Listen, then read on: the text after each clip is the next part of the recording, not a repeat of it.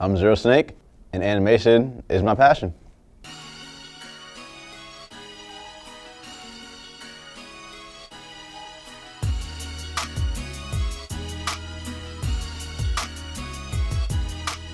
How I got the name Zero Snake, it all came from high school. I was raised on martial arts movies and action anime and stuff like that. So naturally, I like martial arts. In high school, I set up a group of friends, or started off small, which consisted of 3 members. It was Zero Snake, myself, Zero Eagle, and Zero Fox, and we would get together and we'll fight like every Friday or like every day. Like whenever we can, we would just fight and train with each other, and that got really big. We started getting a reputation around school. Everyone wanted to join. Even the principal came up to me and he told me that he appreciated me starting this Zero team. Which was actually us just going ahead fighting a lot with Vulcan or wooden swords or hand-to-hand anything, and we were waking up sore the next morning. But the principal, he goes to me and he goes, I'm really grateful for you starting this group, because it's really bringing everybody together, and stuff like that I really appreciate it, because when I look back on it, it really was a family. We made sure everyone was okay. That we all trained equally and stuff like that. But in a nutshell, that's where my name came from, Zero Snake, and it kind of just stuck, so that's who I am now.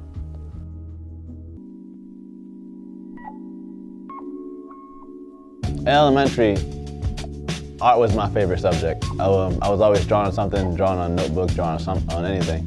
But what stuck out to animation to me was to get off the illusion that something's moving.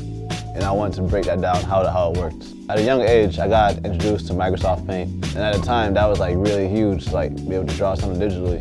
So I taught myself how to animate using that in Movie Maker. I started off with slideshows, but I figured out that I could shorten the frame to make it go by faster. And when I learned that really opened up a lot of doors to me, and I basically taught myself how animation worked.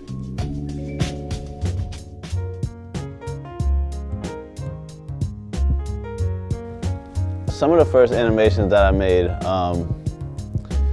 was once again with Microsoft Paint and Movie Maker. I had a series that I was working on called Techno Boy. It was inspired by Mega Man, so it was a little half robot, half humanoid person who was colored red. Another one was Foolish Bunny, which was later on my alias before I became Zero Snake. I had another one which was known as Chess, which kind of brought forth the idea of AIM. Another one was AIM, the original AIM, which has nothing to do with the AIM that I have today.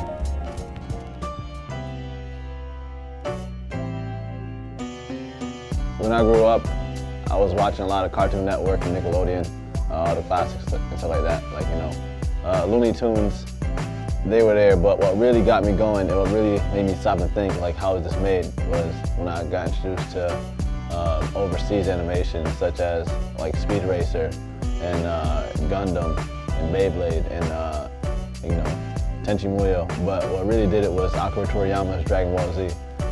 Just watching that, just the high-speed fights and the characters.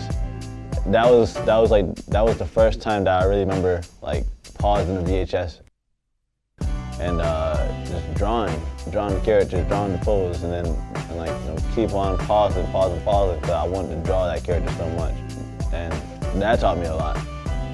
Even today, I go back and reference Dragon Ball Z when I'm working on a new project. I'm working on a lot of projects right now. I'm always starting something new, but there are a few that I'm dedicated to right now. It's only right that I start off with AIM. AIM is my magnum opus. It's my life work. The AIM that we know today started off as a manga on the website Smack Jeeves, which is a popular webcomic hosting site, and it began to get hits really fast, and it amazed me that people wanted to see my story. So I stopped working on the manga just to work on the anime version. But currently, AIM is about a childhood soldier named Junta who caught amnesia. The reason why he caught amnesia was because some freedom fighters, if you will, were rescuing him from the organization. He caught amnesia during that process, and he grew up immature to be somebody that was against childhood soldier programs. The irony of it is, as he's fighting all these child soldiers, trying to get to the person in charge, he realized that he is in fact a product of the very experiments that he's trying to get rid of. Later on in the show, he regains his memories and he's faced with a decision. Does he want to continue life as he was or revert back to his childhood soldier days, being a hitman for hire basically? This show also has characters such as Commander Shell, who is a determined military commander of the Slug unit, which is a military unit in AIM. Also has a character named Sky. His backstory is interesting too. He had a rough life and he lives alone with his little brother who gets bullied a lot. The only thing that his little brother really has to, inspire him a lot is a show similar to Power Rangers. And as his older brother, he wants him to feel like to have some form of hope. So he becomes a real life superhero, justice man, but not telling his little brother that, but just so his little brother can see that there are people in the real world like that, just to give him some more hope and courage, because life for them is rough. It's so much things that I love about it. It's high speed fighting, urban, beams, swords, guns, ninja looking guys. It's just my love letter to the anime industry.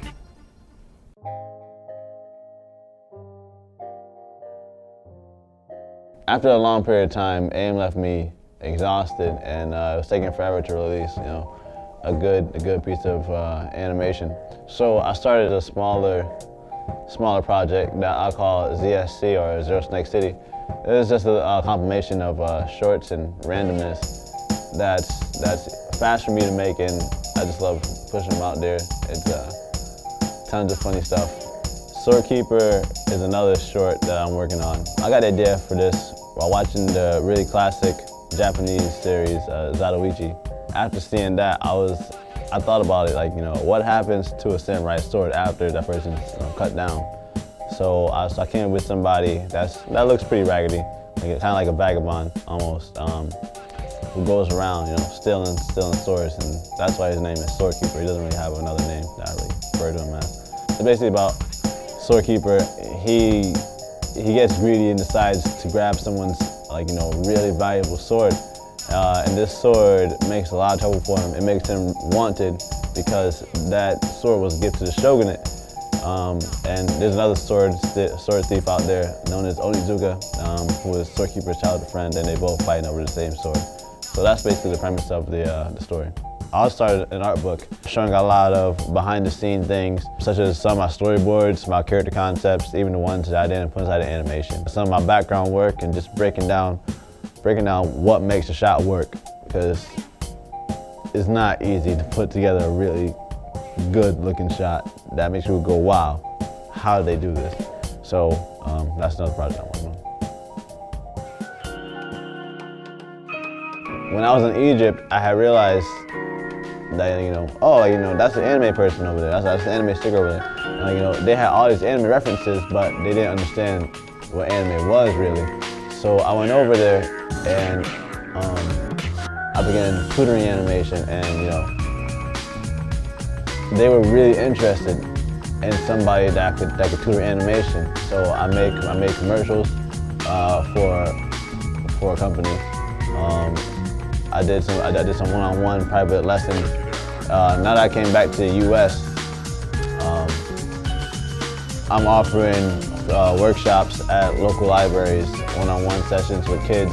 Because growing up in the ghettos where I grew up at, I wanted to learn how to do animation, but there wasn't really no one to teach me, so I had to teach myself. So I want to be there to provide a gateway for the youth.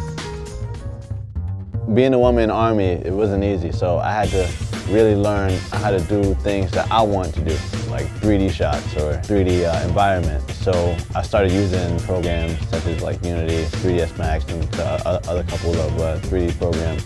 I also had to make the background music for a lot of my animation.